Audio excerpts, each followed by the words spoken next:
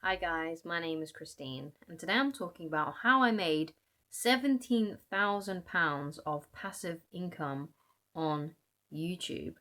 Now, to be clear with this is ad revenue, just ad revenue alone that I earned over the past 4 years here on YouTube from my other channel, Christine Loveridge, which is a dating and relationship channel. And this is just solely the amount that I made from YouTube ad revenue, okay, over 4 years. Now, a lot of you might be thinking, oh, but I needed, 17,000 straight away. or that's not a lot of money to make over 4 years. But for someone like me, that actually was quite a good amount, because if you think of it, that equals to about 4 grand each year, like just over 4 grand each year. And who wouldn't love to have an extra 4 grand each year? Okay,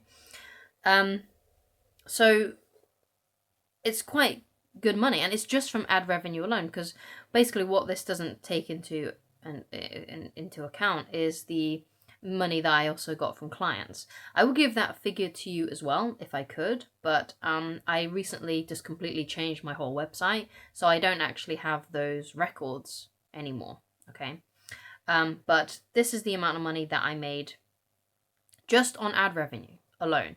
I'm not taking into account money that I received from clients from my dating business, my dating and relationship business, or the books that I've sold over the years as well.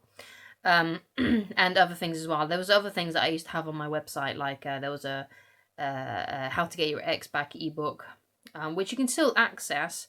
It's just that it's just the audio version that I have on my other YouTube channel that you can watch if you're interested in how to get your ex back. And also I had a personal development workbook as well, which I sold as well on my website. So this is literally, so how did I do this, and how did I manage to make that amount of money, 17,000 just from ad revenues? But like I said, it was a collection of over a 4 year period. Okay. So first of all, the first thing that I did, which I've been doing ever since, and I've been doing throughout that whole time, and I still do it now, and that is relentless uploads since 2020, since the year 2020. So there are over 1,000 videos now on that YouTube channel, which I've done over the last 4 years. So that's one of the things that I have done, as I relentlessly uploaded. There was a time, and I've gone back to doing that now that I have a little bit more extra time, and I've made more time in my life. But I used to make a video every day. And there was a point last year when I was looking after my baby full time, which I'm actually still doing. It's just that I wake up a little bit earlier now to make videos, which is why sometimes I may seem really tired or look like I've just woken up. It's because usually I have. Not today, but if you check out my other videos, you'll be able to see. So I've made extra time in my life, but last year, for most of last year, I was only uploading to that YouTube channel 3 times a week. And luckily, it didn't actually affect my ad revenue that much. But now I've gone back to more regular uploads every day on that YouTube channel. So I've been doing relentless uploads. I just keep on uploading.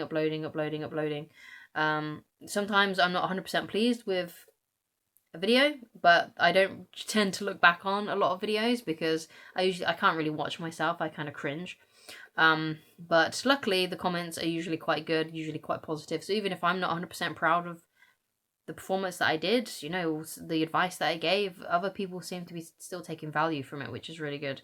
When you just have those days where you're just a bit off and you feel like you can't quite get things quite right, and you're not things aren't flowing as easily. That's what I mean by I'm not always happy with certain uploads, because I felt like there wasn't much flow there and it didn't flow very easily.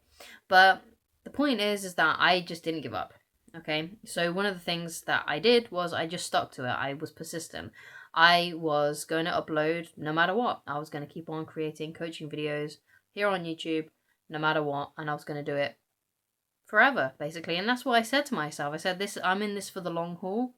I like doing what I'm doing. I like talking about the topics that I'm talking about. I'm not always 100% comfortable in front of a camera, but I enjoy expressing myself and expressing my ideas and talking about them. So I don't see why I shouldn't just record those thoughts and then upload them.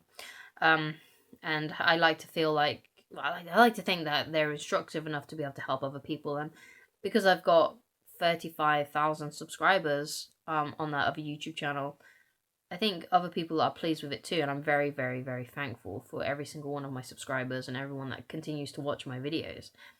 But the point is that I wasn't gonna quit, and a lot of people start YouTube channels. They don't have immediate success. They don't have, ad revenue straight away, because sometimes when you build a YouTube channel, obviously, you've got to have a certain amount of subscribers, a certain amount of watch time, a certain amount of views to be able to make these things happen. So a lot of the time, progress is usually quite slow when you start a YouTube channel. But I had the stickability, and I knew I wasn't going to quit, and I was going to continue to do it no matter what, and I was just going to persist. I had to persist, and I just wasn't going to quit. I became almost pretty much stubborn. I was just going to keep on doing it no matter what. And luckily, that stubbornness and that stickability and persistence paid off. Okay. So there's another thing that I implemented as well, which is something that Tony Robbins talks about, and that is CANI, which is constant and never-ending improvement. So if you go to that channel, that YouTube channel of mine, Christine Loveridge, and you look at some of my older videos, you'll see that there's a lot of jump cuts because I wasn't able to do things in one take back then. Whereas now I can do things in one take, and even though it may be boring to some people, maybe I should have a few more cuts.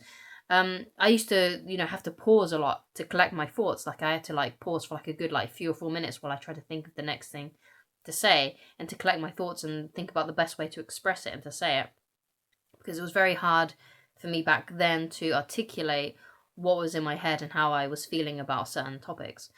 And that's why there was a lot of jump cuts, because I was just really trying to think of how can I best express this. And now I think things just flow out a lot more easily.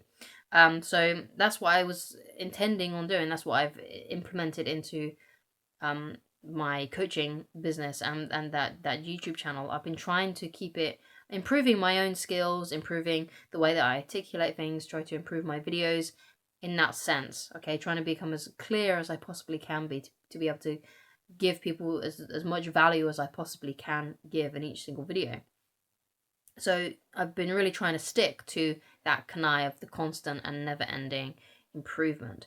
Okay, and another way that I did this as well is when I was looking over the videos that I've made, what I tend to do is I think, okay, so which videos do people like to watch? Which videos are people getting the most value from? And those are the ones that I tend to repeat. So if you go to that YouTube channel, you see that some videos look quite similar. It's because those are the ones that perform better. Those are the ones that the audience wants to watch. And obviously I want to cater to my audience. And obviously if people are watching those videos, there's a need for it, and they need to be coached on that, and they want to understand it, and they want to get better. So that's something that I implemented as well. So another thing that really helped as well is shifting my identity. So one of the things that I started to do, even, before I even started my YouTube channel, my dating and relationship one, I decided that this was just going to be who I was. Okay, I was going to be a dating and relationship and personal development coach.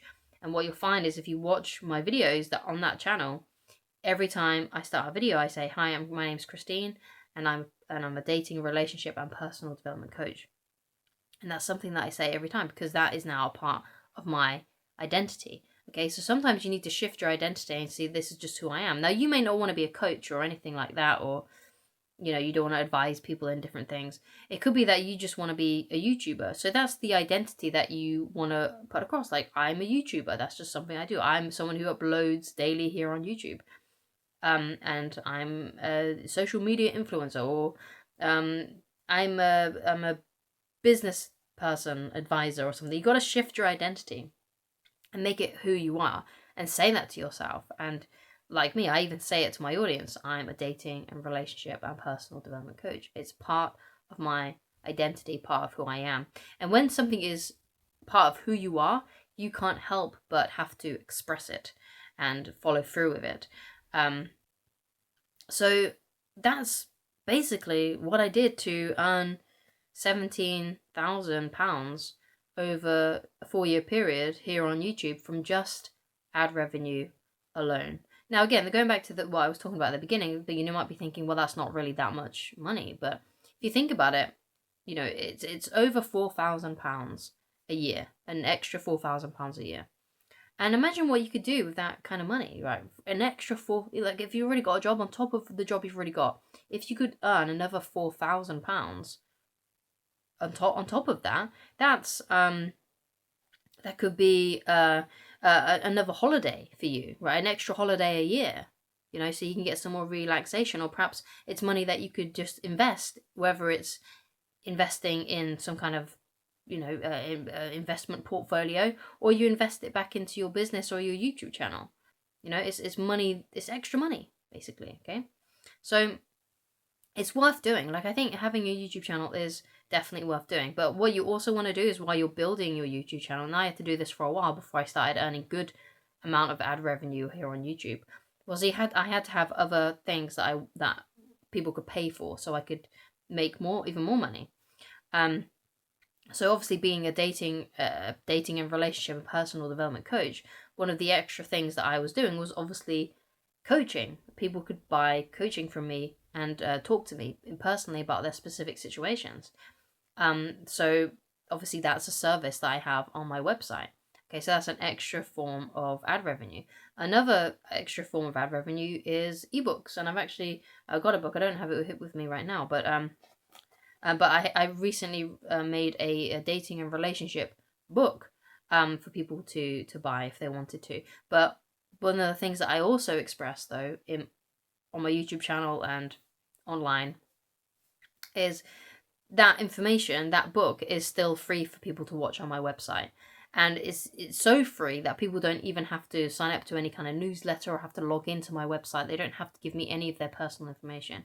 And I always make a point that if people want to even get in touch with me personally and have coaching with me, it's still not necessary if they read that book for free, or if they watch enough of my videos. And if they watch enough of my videos, they'll be able to get the gist of the kind of things that I talk about and coach. Sure, yeah, they may have to watch an ad. Sure, yeah, they may have to watch a good few videos, a lot of videos, in order to get my worldview so they can implement it themselves.